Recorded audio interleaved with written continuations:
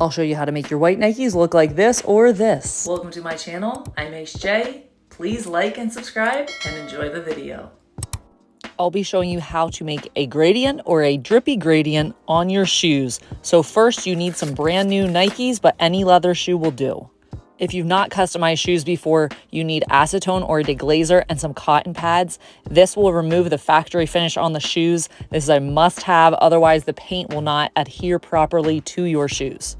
Then if you want to get fancy, you can get some masking tape, electrical tape, nitrile gloves, plastic wrap, and an N95 mask.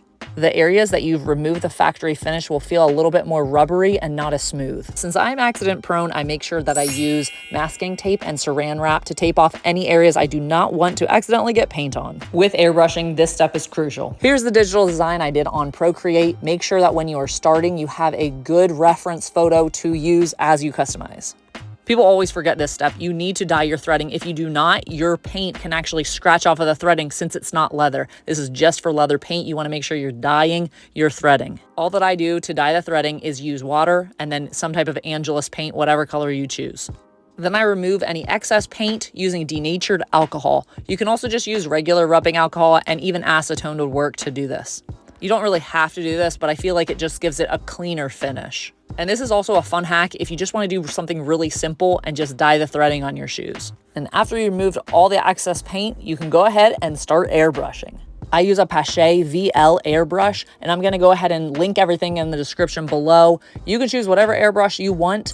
Make sure that you always start light to dark. And then since you dyed the threading, it'll be really easy to remember where the different colors go so you get a nice smooth fade. Just like with hand painting, you need to do a lot of light coats. So very, very light. This actually went on pretty easily and I didn't even do it very heavy. Again, go real light. You do not want to mess this up. If the paint is too thick, it will not adhere properly. I used a hairdryer in between layers of paint to speed up the dry time, but here is the most satisfying part: peeling off the tape and praying that I do not have any overspray. So far, so good. Hopefully I didn't speak too soon. Okay. Yes. So make sure you take your time when taping. Otherwise, this part will not be satisfying at all. But here they are finished. Let me know what you guys think. And keep on watching because I'll show you how to do that super cool drippy design. Here's a hack that I did because I didn't want to have to airbrush the drip design. I just hand paint it. Now, it wouldn't work if you have the fade at a different spot. So I made sure that the gift box blue color is at the bottom. So then that drip is the perfect color. And it's so much easier if you have any mistakes with the airbrush design. You can't really fix it because it would need to be airbrushed again. But if you hand paint it, just make sure that that gift box blue is on the bottom color. It'll go ahead and it'll look great.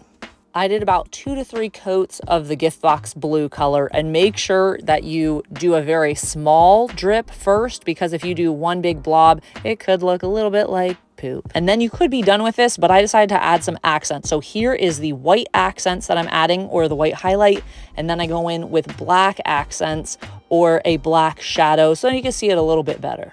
You might be wondering, why am I showing a cartoon style that was so like 4 years ago? Well, guess what? It was 4 years ago. It's been so long. Anyways, these have just been sitting in my camera reel. I still feel like they're a really fun custom to do, so I want you guys to go ahead and enjoy doing these as well. Go ahead, hit that like button, hit subscribe if you're not already, and the last step for these customs is to put the finisher on. I am using Angelus finisher here. Now, this was back in 2019 before I did the comparison video on Liquid Kicks finisher versus Angelus. I personally like Liquid Kicks finisher. If you want to use Angelus, go for it. The real question is, which design looks best, drippy or gradient? Which design do you personally find most appealing? Which design would you wear? I would love to hear what you guys think, drippy or gradient. Drop a comment down below. Also, thank you guys so much for watching. I really appreciate it.